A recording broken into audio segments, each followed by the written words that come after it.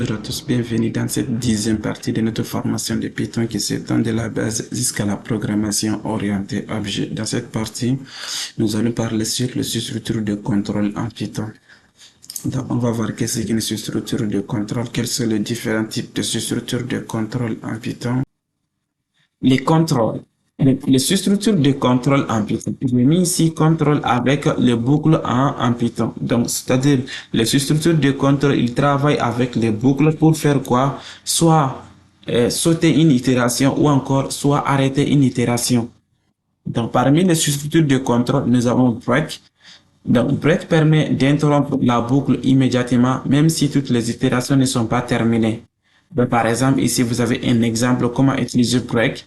Donc, vous pouvez juste dire for i in range et vous avez votre intervalle qui est de 1 à 10.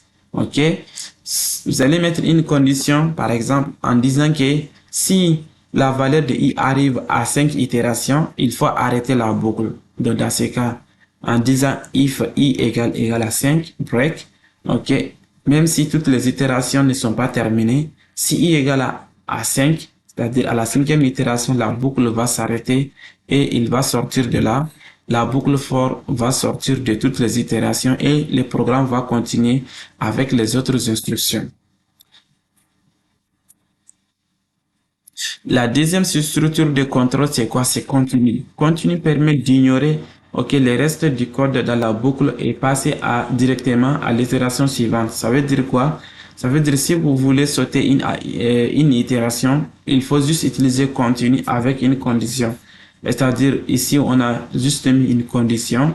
On a dit si la valeur de i arrive à l'itération 3, dans ce cas, il ne faut pas exécuter.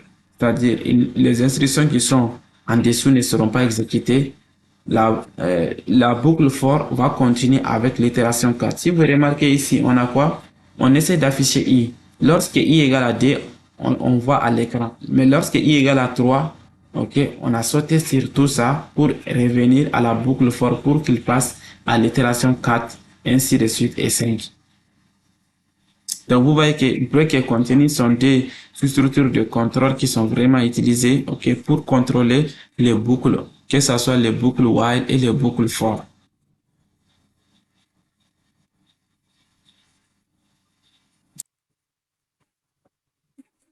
C'est tout pour les structures répétitives en Python,